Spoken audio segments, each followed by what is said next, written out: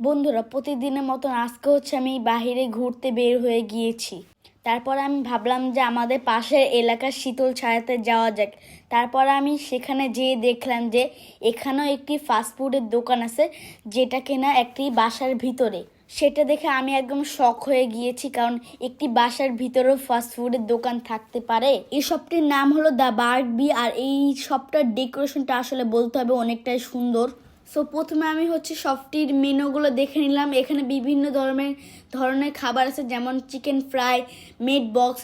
তারপর আমি ভাবলাম যে মেড বক্স নিয়ে নিই এবং কি আমার দুই বন্ধুর জন্য 2টি বার্গার পার্সেল অর্ডার করে দিই। আমি ভাইয়ের সাথে কথা বলতে বলতে জানলাম যে তিনি IELTS এ 7 স্কোর করা একজন মেধাবী স্টুডেন্ট।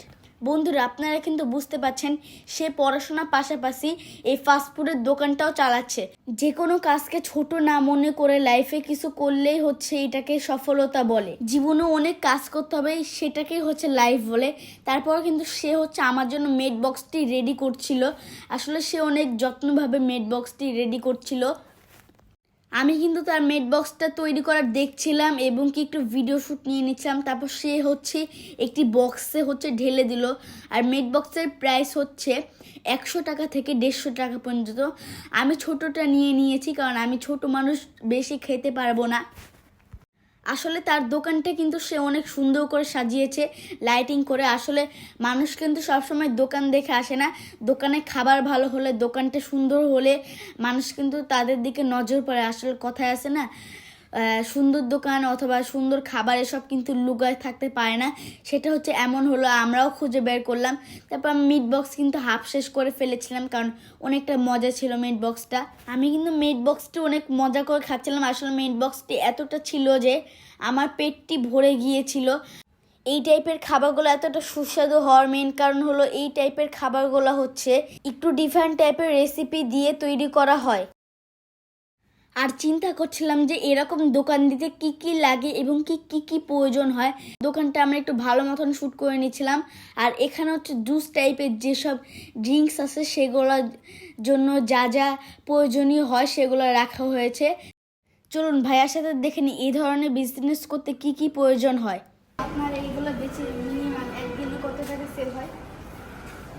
আমাদের এখানে মনে করো পার ডে মান্থের শুরুতে দেখা যাচ্ছে যে 5K, আর মিড পর্যায়ে দেখা যায় 3K বা 2K সেল হয় পার ডে, আর মাসের শেষে 1K। এটা ডিপেন্ড করে আসলে সিজন ওয়াইজ, প্লাস কাস্টমারের চাহিদা, তাদের বাজেট, সব কিছুর উপরে ডিপেন্ড করে। এখানে আপনাদের এটা কি কবে থেকে শুরু করছেন? আমাদের এখানে আমরা নভেম্বর থেকে স্টার্ট করছি। আমাদের 1 মাস অলরেডি কমপ্লিটেড, এখন 2nd মাসে আমি এরকম বিজনেস শুরু করতে কি কি দরকার হয়? প্রথমত তুমি যেই বিজনেসেই নামার আগে তোমাকে সেই বিজনেস সম্পর্কে এক্সপিরিয়েন্স থাকতে হবে, পাশাপাশি সেই বিষয়ে নলেজ থাকতে হবে। এরপর বড় একটা ইনভেস্টমেন্ট, পাশাপাশি পার্টনারশিপ করতে হলে অবশ্যই তোমাকে সেরকম পার্টনার বাছাই করতে হবে। নাহলে তোমার একা কাজ করা বা পার্টনার নিয়ে কাজ করা অনেক হ্যাসেলের ইস্যু আছে, এগুলো সব কিছু বিবেচনা করে। আপনি আমাকে একটু ধারণা দিতে পারবেন যে এটা কীভাবে শুরু করতে হয়? আচ্ছা, প্রথমত তুমি বিভিন্ন ফুড কার্টে যাবে, যে দেখবে যে তারা খাবার কীভাবে দেয়, কত টাকাতে তারা খাবার সাপ্লাই দেয়। এরপর তুমি মার্কেটে যাবে, যে দেখবে যে সেগুলোর বাজারে মূল্য কত। দেন বিবেচনা করে যদি তোমার কাছে মনে হয় যে ইটস প্রফিটেবল, দেন তুমি নিজে বিজনেস শুরু করার জন্য যেই প্রোডাক্টসগুলো তোমার দরকার তুমি সেগুলো পারচেস করবে। দেন তুমি নিজে চাইলে হোমমেড রেসিপিও তৈরি করতে পারো। এগুলো আমার হোমমেড রেসিপি, অথবা রেসিপি কিনতেও পাওয়া যায়। তুমি সেভাবে দেন বিজনেস আস্তে আস্তে করে স্টার্ট করবা, আল্লাহর নামে শুরু করে দিবা, বাকিটা ইনশাল্লাহ দেখা যাবে বিজনেসের পর।